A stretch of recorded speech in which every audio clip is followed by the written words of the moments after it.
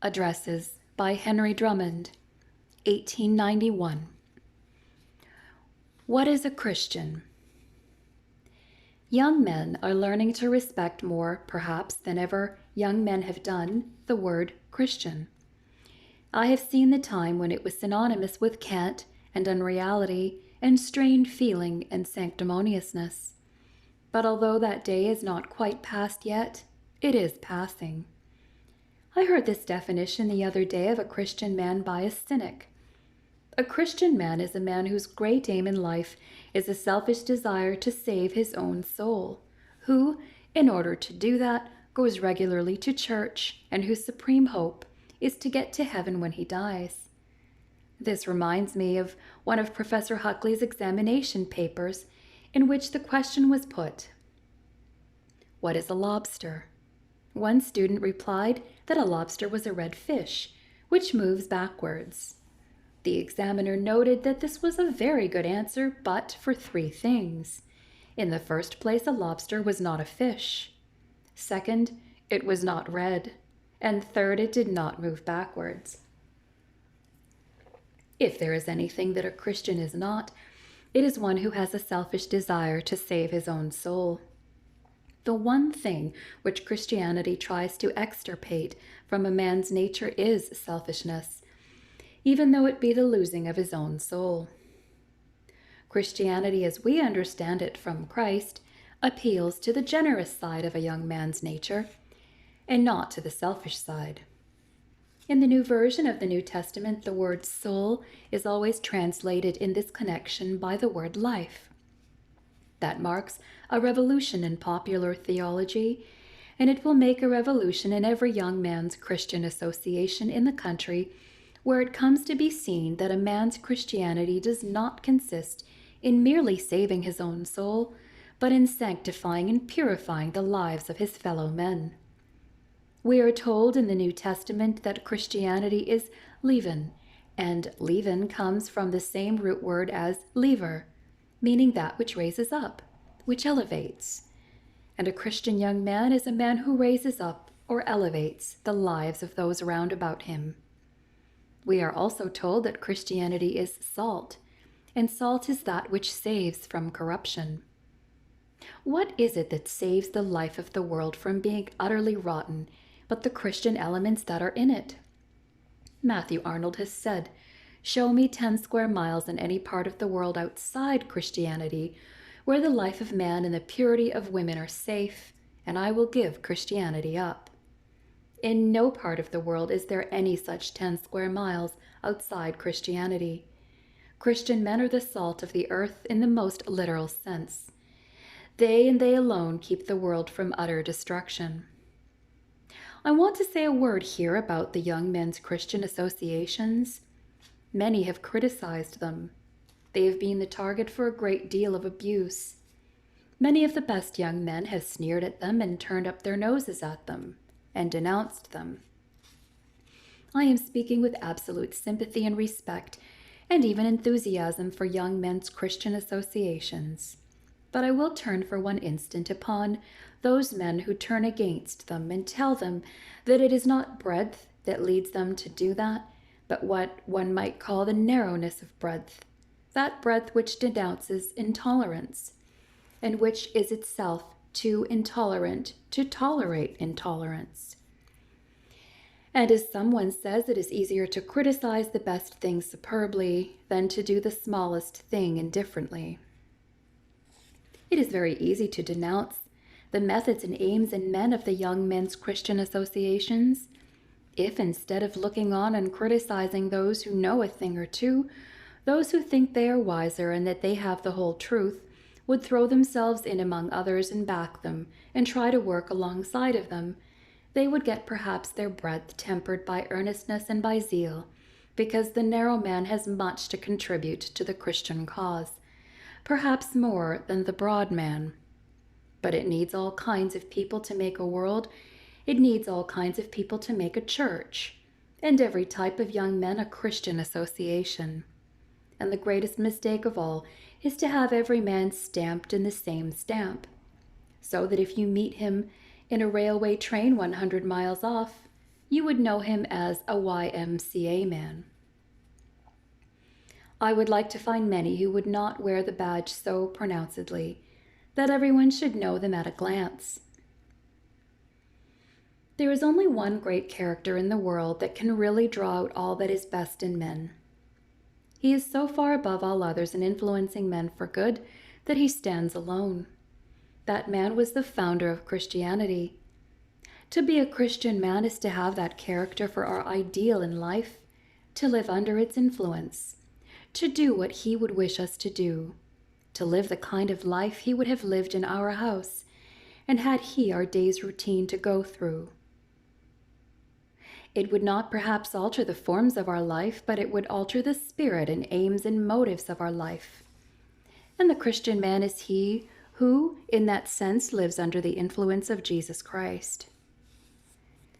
Now, there is nothing that a young man wants for his ideal that is not found in Christ. You would be surprised when you come to know who Christ is, if you have not thought much about it, to find how he will fit in with all human needs and call out all that is best in man. The highest and manliest character that ever lived was Christ. One incident I often think of and wonder.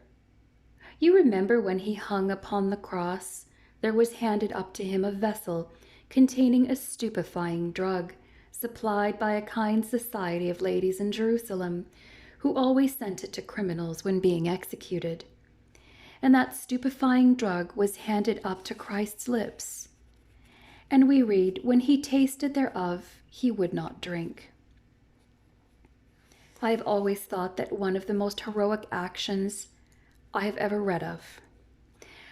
But that was only one very small side of Christ's nature. He can be everything that a man wants.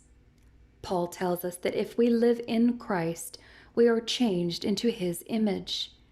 All that a man has to do then to be like Christ is simply to live in friendship with Christ, and the character follows. But it is only one of the aims of Christianity to make the best men. The next thing Christ wants to do is to make the best world.